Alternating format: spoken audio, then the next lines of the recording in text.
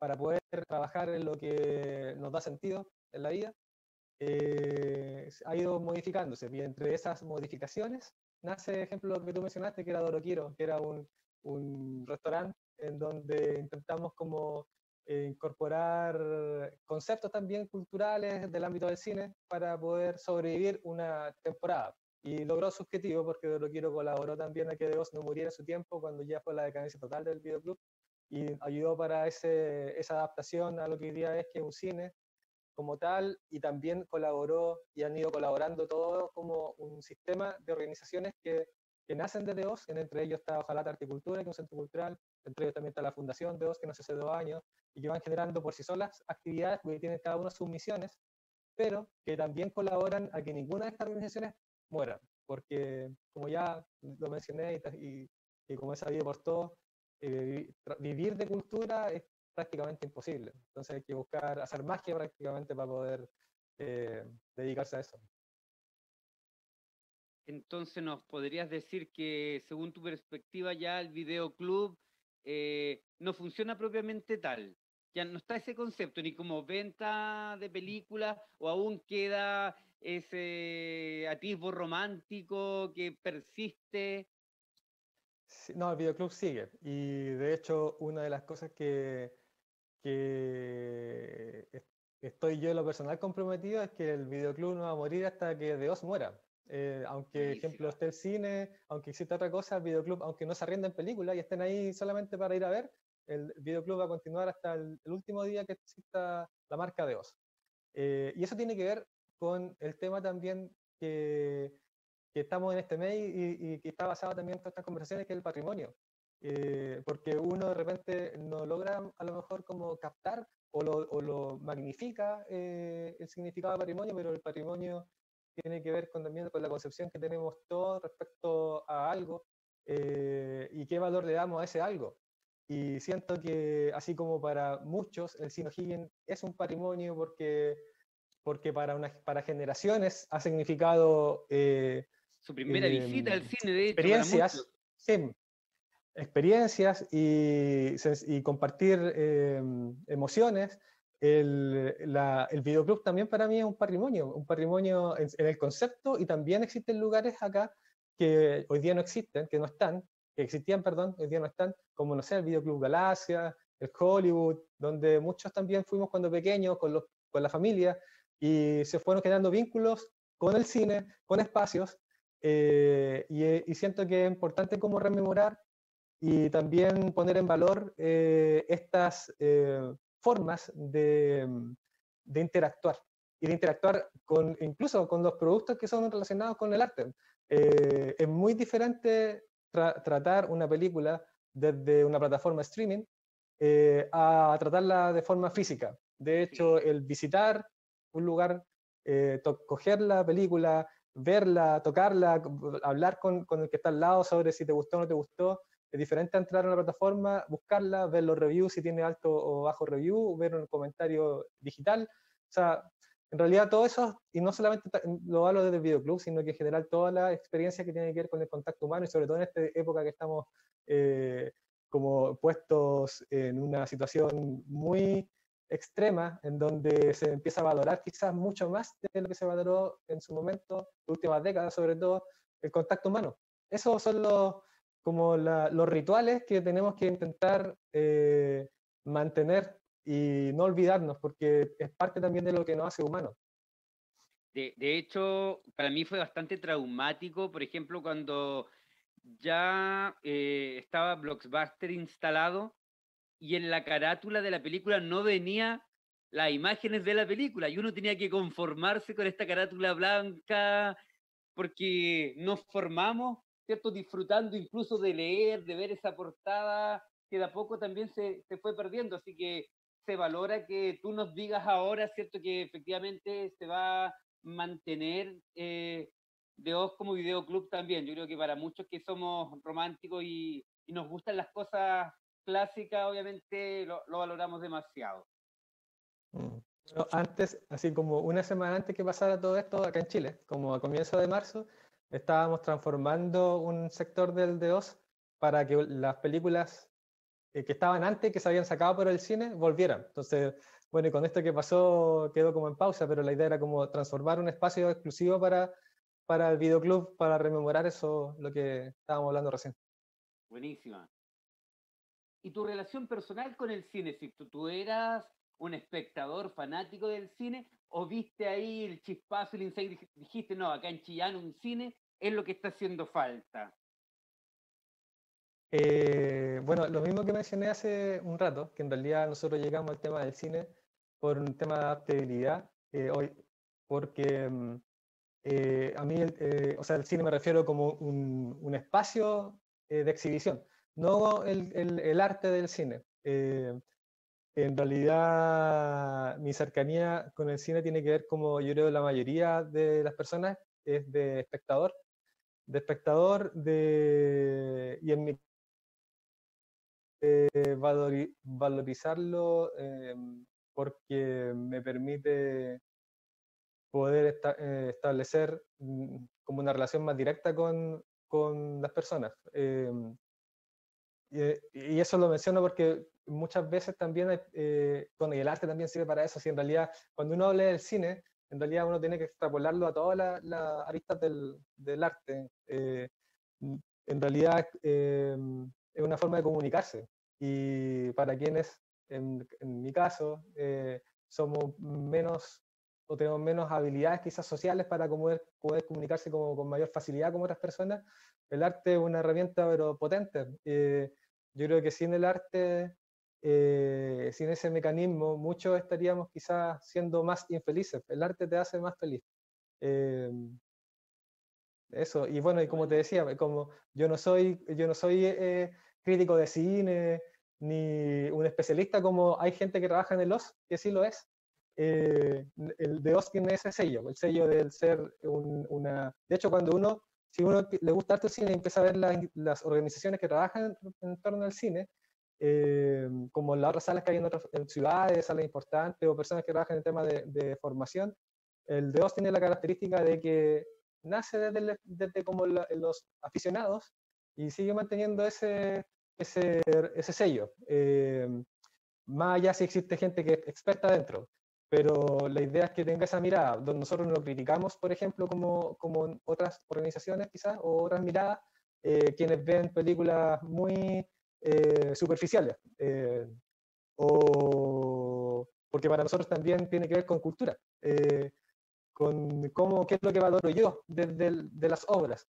Como tampoco le hacemos como, o mejor dicho, ponemos el mismo valor las películas que tienen un gran contenido, que son para reflexionar, para poder discutirlas, apreciarlas, que cuando no sé, se realizan, tienen un trasfondo mucho mayor que un las poquito más otras. independiente.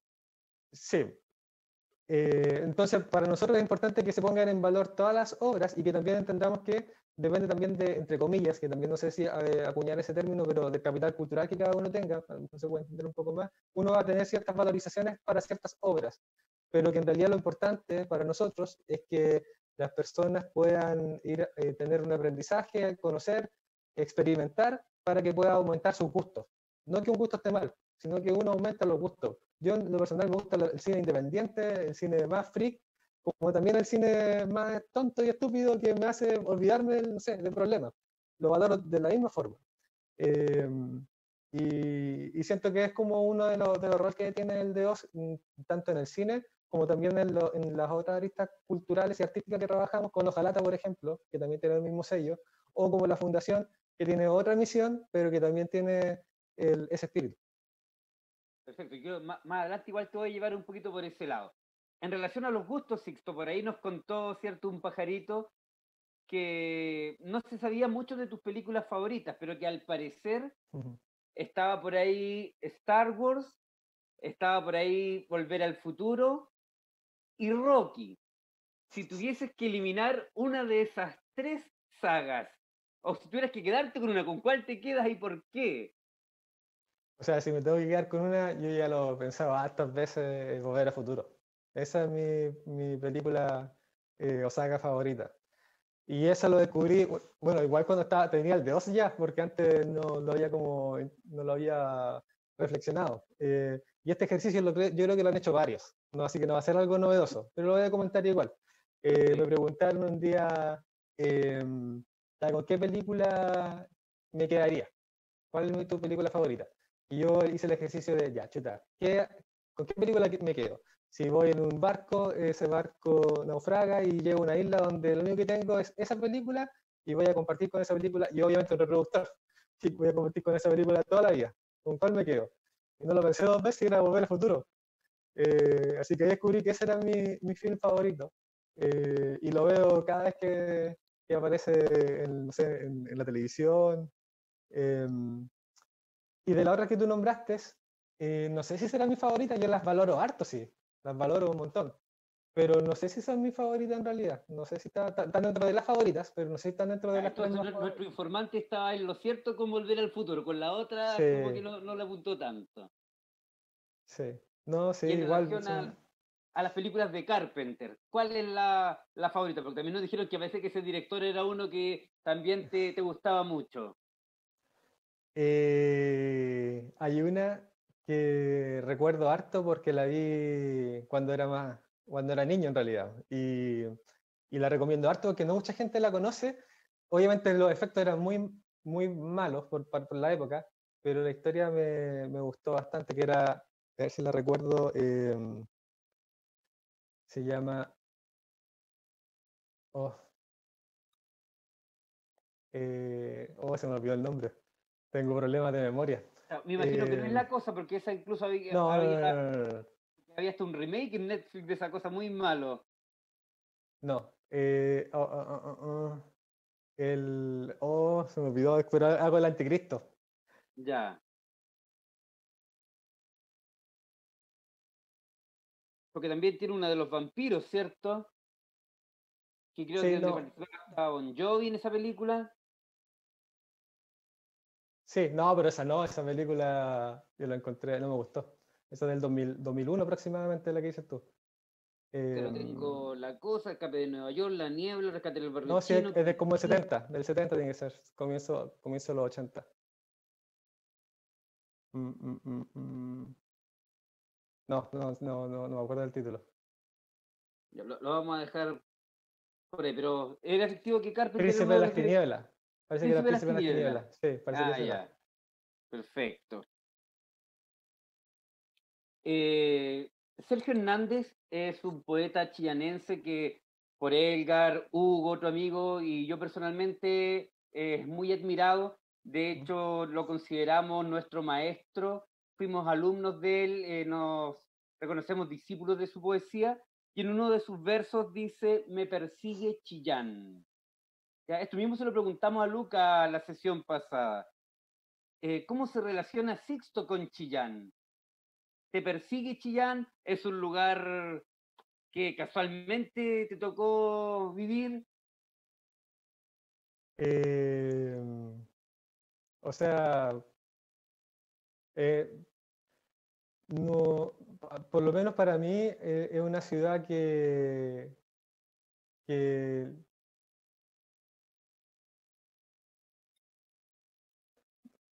en realidad cuando he tenido la posibilidad de estar fuera por largo tiempo, es cuando siento que he aprendido como a valorar más esta ciudad.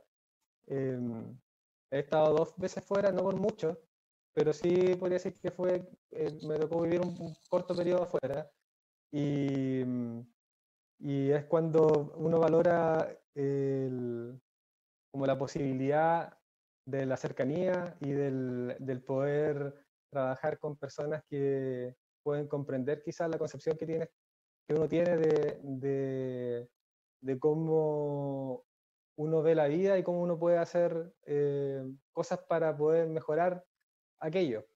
En lo personal, eh, siempre me he sentido cercano a, a esta ciudad. De hecho, no, no he tenido no sé, como algunas personas que sienten la necesidad a lo mejor de no estar viviendo en su ciudad. Eh, A mí Claro, no y me ha miran pasado siempre para aquello. Concepción o miran siempre para Santiago y quieren escapar de la provincia. Claro, claro, no, a mí no me ha pasado aquello y por el contrario, no siento o sea, yo creo que igual ocurre, y lo entiendo, hay varias personas que sienten que hay menos posibilidades, que el desarrollo eh, profesional más que personal, porque el personal a lo mejor tiene que ver con otras cosas, impide a lo mejor ese crecimiento, pero también existe una riqueza que no se encuentra en otros lados, más cercano a la capital me refiero, porque igual en otras partes de Chile y en lugares más alejados también se encuentra lo mismo que voy a mencionar ahora, que tiene que ver con esa posibilidad de compartir con esa cultura que está inmersa en los espacios más rurales, o donde la gente se trata de una forma diferente, donde todavía existe como el, eh, esa vecindad y esa concepción de la vida es la que a mí por lo menos a mí me gusta, y lo que hace también que valore el hecho de estar acá. Yo nunca en realidad, o sea, no puedo decir que nunca, pero no es como un pensamiento que uno tenga de no estar o estar viviendo en otro sector, en otro lugar, en otra ciudad. En relación, volvamos de nuevo a Dios, a los grandes hitos de cine de Oz. ¿Qué experiencias importantes podrías destacar de todos estos años con este gran proyecto? ¿Algún invitado especial en alguna de las escuelas de cine, en algún de cortos, con alguien con quien hayas tenido que relacionarte especialmente como director del cine? Eh, bueno, yo ahí voy a hacer también o sea, cuando tú preguntas eso, lo primero que se me viene a la mente cuando hablas de importante y como lo que se valora, se me vienen pero personas comunes como uno. No, se me vienen grandes personajes. Se me viene el proyecto de cortos, recuerdo, se me viene al tiro personas que escuché comentar sus obras, ejemplos de cortos. Hay algunas que yo en general me acuerdo casi todas las obras que han estado en el de cortos. Y aparte de acordarme de las obras, me acuerdo de ciertos discursos pequeños que hicieron algunas personas y que a mí me hacen como sentido el proyecto del Dios. Como personajes importantes que han estado en el Dios, así de pasada, no sé, ha estado el Sebastián Lelio. Eh, y han estado personajes, directores como de ese calibre que han pasado, y de hecho han pasado no porque han ido al B2 a alguna actividad, sino porque como es un centro de los pocos que quedan con esa característica que es videoclub, que es un cine independiente, pasan a conocer. Y hemos tenido algunos invitados para el Festival de Corto, otros proyectos también, pero yo quería, ahora que dijiste eso, quería 30 segundos para comentar Todo lo que quieras. algo que en realidad le doy sentido al de Oz y al de cortos. A ver, cada vez que uno hace el de cortos, a ver, voy a partir un poco antes. Nosotros hace como 2 años que recién tenemos como recursos estatales, por decirlo de una forma, donde podemos financiar actividades. Hace 2 años. El de Oz tiene como 15 años. Y esos 2 años que hemos sido porque hemos ganado proyectos en realidad. Y esos proyectos se han ganado porque como hemos hecho cosas antes, ha permitido como demostrar que hemos sido como coherentes, etc. Pero han sido 13 años antes que ha sido a pulso, igual que ustedes, igual que muchos y la mayoría de los que trabajamos en cultura. Y siempre cuando uno termina de hacer al menos me pasa a mí, cuando termina de hacer una actividad como dura, un poquito antes de terminar, uno dice, no, ya este es el último año porque ha sido demasiado duro, así que no hago más, porque uno se estresa y es como demasiado el peso. Y después cuando termina la actividad, uno dice, oh, como que queda como con satisfacción porque uno ve los resultados y ve que le sirvió a la gente, a las personas que participaron. Ya. Y me acuerdo, este fue como el año 2009, 2010, cuando ya como 3 años en corto recién. Estaba en esos periodos donde éramos menos gente y más complicado, y sale un niño que hizo un corto, y ese corto mostraba a otro niño que se cortaba las venas, se estaba suicidando. Y chuta, era fuerte el corto porque mostraba toda la sangre y todo. Y ya, y termina el corto y siempre hacemos que las personas, los directores y directoras hablen por qué hicieron el corto. Y el niño dice que agradece la posibilidad de haber hecho el cortometraje, mostrárselo a las personas, porque hace poquito había muerto su abuelito. Y él se sentía muy mal, que no había cómo expresar todo lo mal que sentía y que al haber hecho el cortometraje de esa persona que se suicidaba, quería demostrar lo que él sentía adentro. Chuta, y emocionado. Y cuando escuché eso dije, chuta, en realidad todo el esfuerzo que uno hace no es nada, porque si uno logra dar esa posibilidad para que una persona pueda expresarse de esta forma, sacarse eso, es porque valió la pena. Y esas cosas que pasan son las que, y bueno, puede ser muy insignificante lo que estoy contando para los demás, pero yo creo que lo pueden entender porque cada uno de los que trabajan en cultura, me imagino que para lo mejor que ustedes que lo hacen, uno se da cuenta que con esos detalles le da sentido en realidad, ese es el pago que uno tiene, no es un pago económico y eso es lo que no logran entender a lo mejor algunas personas, sobre todo los que trabajan en mi área, o sea, los que estudiaron de mi área, de que en realidad los pagos no tienen que ver con algo financiero, sino que el otro que es más emocional, lo que te da como una gratificación que es impagable, no tiene comparación.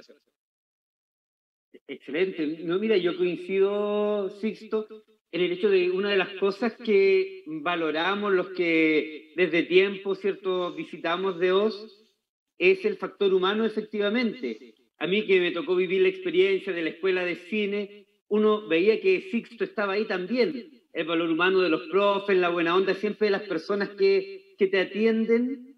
Ya, yo creo que eso es lo que hace que muchos a veces optemos por cine de Oz y no por las grandes cadenas, porque sabemos que hay un valor agregado que es el valor humano. Incluso en Doroquiro, Sixto también estaba ahí, ¿cierto? Entonces, estabas presente y eso yo creo que muchos lo valoramos, no eres la gran figura, ¿cierto?, escondida detrás de su sillón y de su escritorio, sino que estás viviendo, ¿cierto?, también la misma experiencia con nosotros los consumidores, los amigos del espacio. Sí, sí, bueno, eso es que es entretenido, o sea, es que en realidad yo nunca me he sentido así como sé que yo soy como entre comillas ahora como el director porque tengo que ver... Cristian ayer, mañana van a comenzar con el gran jefe, decía el Cine Club. Bueno, es como eso, porque es un rol nomás, es un rol, cada uno tiene un rol, y mi rol es como organizar, pero no es como, yo siempre soy parte de todo, cuando ahora estoy menos en las actividades porque tengo otras actividades que también desarrollar, y por eso hoy, las personas que trabajan hoy día en la fundación, en Ojalata, en el mismo cine, en realidad son las que están a cargo y han desarrollado lo mismo que se ha desarrollado siempre. Y yo creo que en realidad lo más gratificante que al menos yo me ha tocado como experimentar es poder compartir con esas personas que trabajamos juntos, que son compañeros y compañeras que como que reflejan fielmente ese espíritu que comentaba al comienzo, y que a mí yo aprendo de ellos siempre, todas las semanas aprendo cuando conversamos, y es un motor también para uno seguir como con esta idea, este espíritu que igual, no sé también si les pasa a ustedes, pero y ocurren momentos en que uno igual flaquea en el tema, por ejemplo, ¿cuánta gente hoy día que trabaja en cultura no se estará cuestionando, chuta, ¿por qué escogí esto? Porque hoy día tengo cero posibilidad de trabajar, serlo como uno de los sectores más afectados, y tengo familia y no tengo cómo salir de esto. Yo creo que varios se lo pueden cuestionar. Entonces, nosotros estamos en un sector que muchas veces es poco valorado, es más valorado por la gente que trabaja en el sector que por el público que... Entonces, bueno también que el entorno en cual uno está se apoye. Y eso al menos es lo que me pasa a mí, que tengo la suerte de trabajar con personas que también tienen como esa mirada. Tú que has tenido que relacionarte, ¿cierto?, directamente con con el cine chileno, por ejemplo, en estos ciclos de cine nacional. ¿Qué crees que le falta al cine chileno para este despegue definitivo?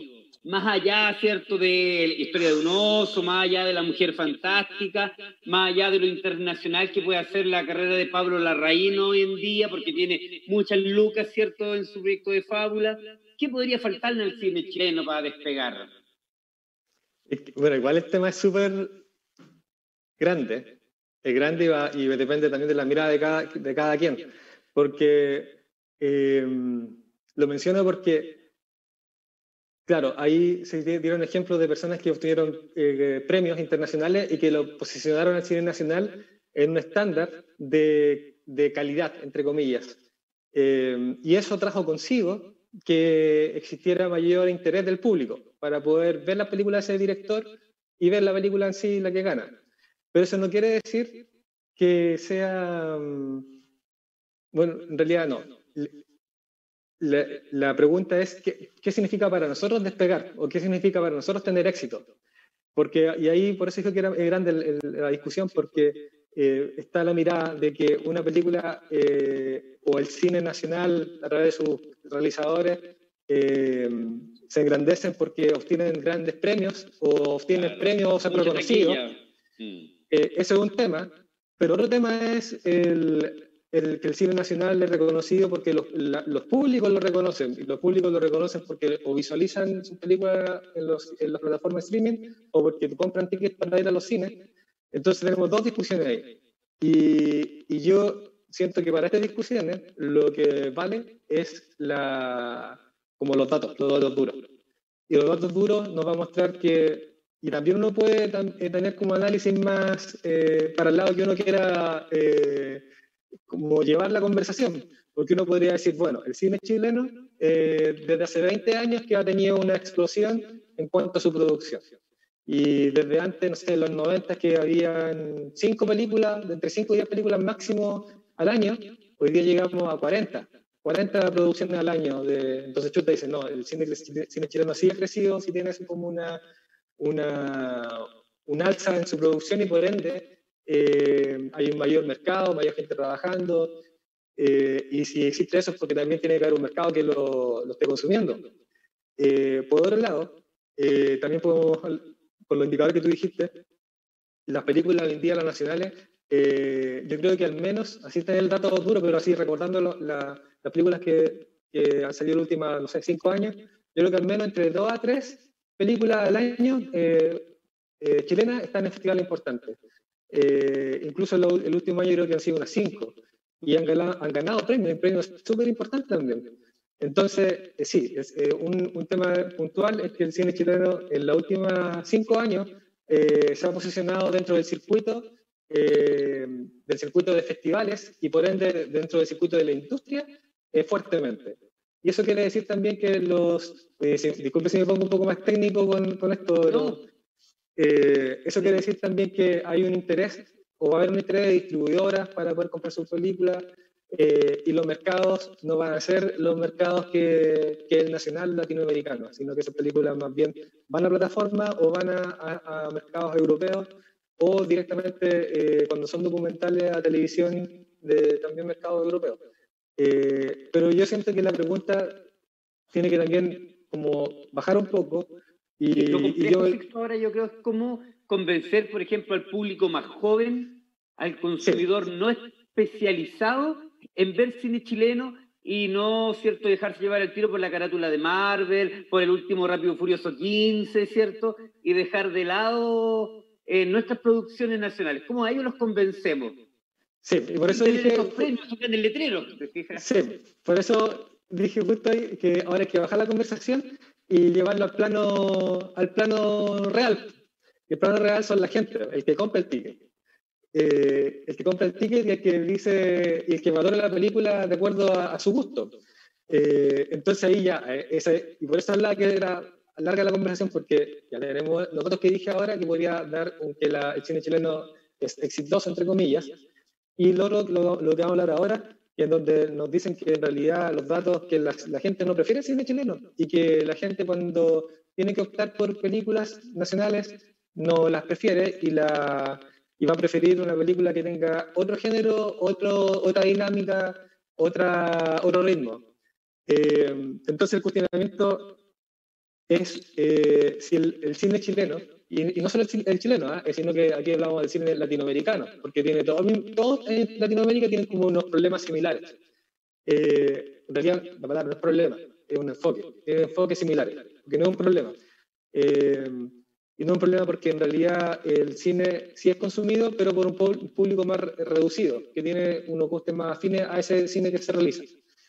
Entonces la pregunta es y aquí también hay un cuestionamiento igual más profundo, si la obra tiene que nacer desde el artista, de lo que expresar el artista, y más allá de lo que el espectador o el que consume aquello le interese consumir, o también tiene que haber una mirada de qué es lo que ese espectador también espera para que mi obra pueda colaborar en algo esa persona. Entonces hay una discusión que también no es sencilla y que también puede tener diferentes visiones. Porque ahí ya uno empieza a hablar a lo mejor uno puede entrar a la discusión de chuta, pero es que estamos hablando entonces de que un bien de consumo. El tema de la...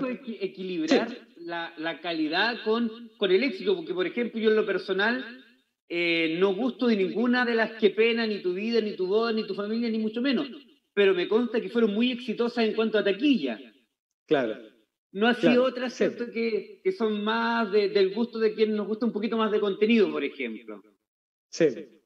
Pero, por ejemplo, ahí uno encuentra películas que han sido, entre comillas, que han tenido taquilla y que, si bien no son como de cine independiente, entre comillas también, no llegan al nivel de las películas que tú mencionaste. Por ejemplo, la última que yo recuerdo, El Pacto de Fuga. Igual fue una película que mucha gente fue a ver al cine, que uno la ve y tiene a lo mejor una narrativa y una historia de cómo se trata no muy compleja, pero cumple con un fin. Y el fin es que entretuvo a la gente, pero que también contó una parte de la historia nuestra que mucha gente no desconocía. Entonces también uno empieza a jugar, igual me cuestiono harto de aquello, de que, chuta, ¿cómo logramos que desde el arte, desde la cultura, colaboramos a ese crecimiento o a ese aprendizaje en estos temas? No en historia, sino que me refiero a estos temas culturales. Entonces yo siento que tiene que haber un eslabón que está perdido, entre comillas, en donde posicionamos lo comercial por un lado y lo netamente de contenido reflexivo, no sé cómo llamarlo.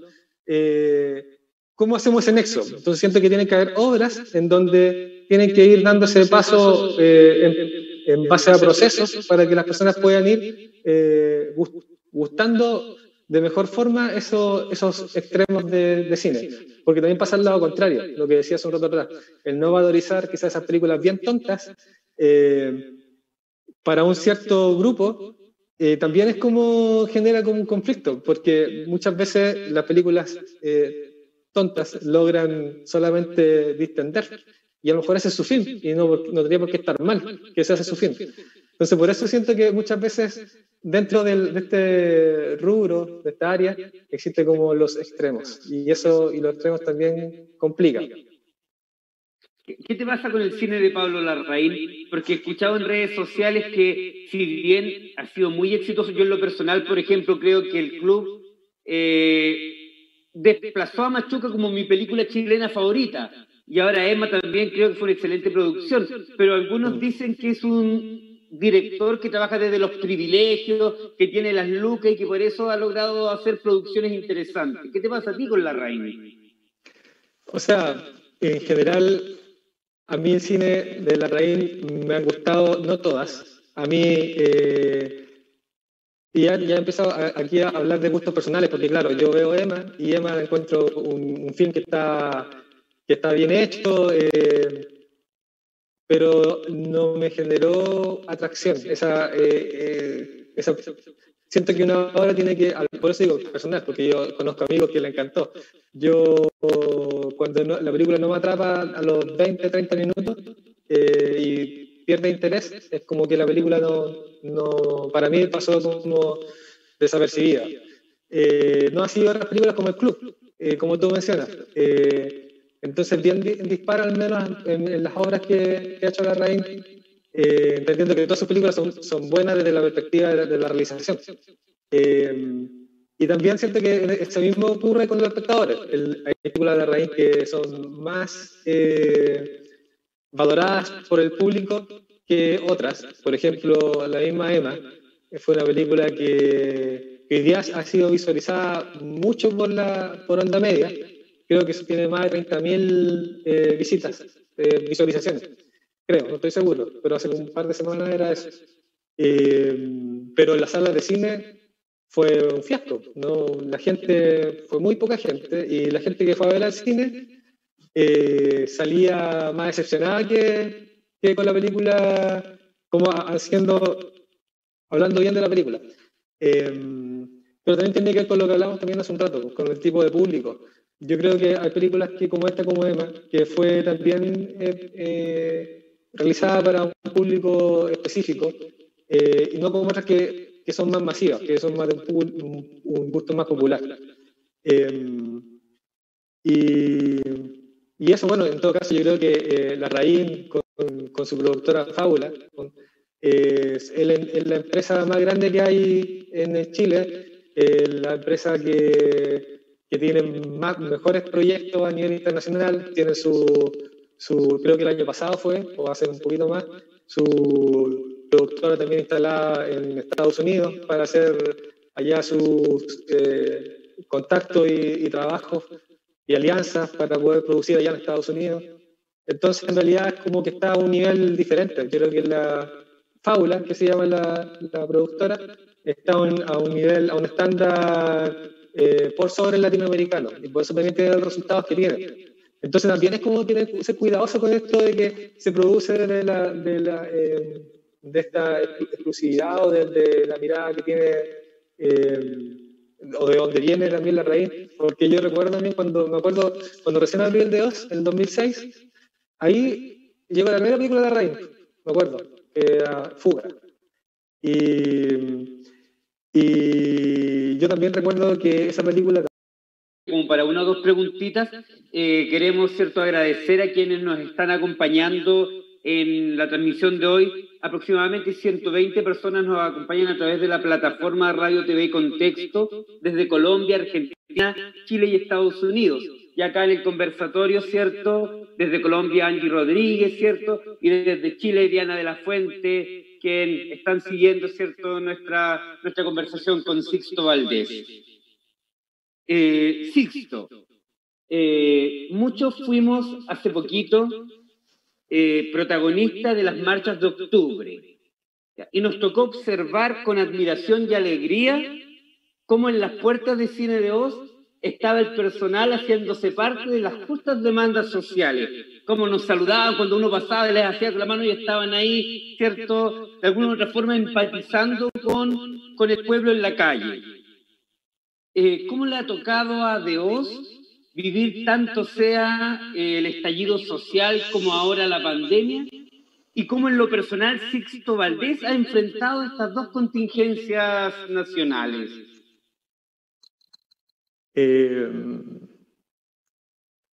Bueno, la primera, respecto a lo que ocurrió en octubre, yo creo que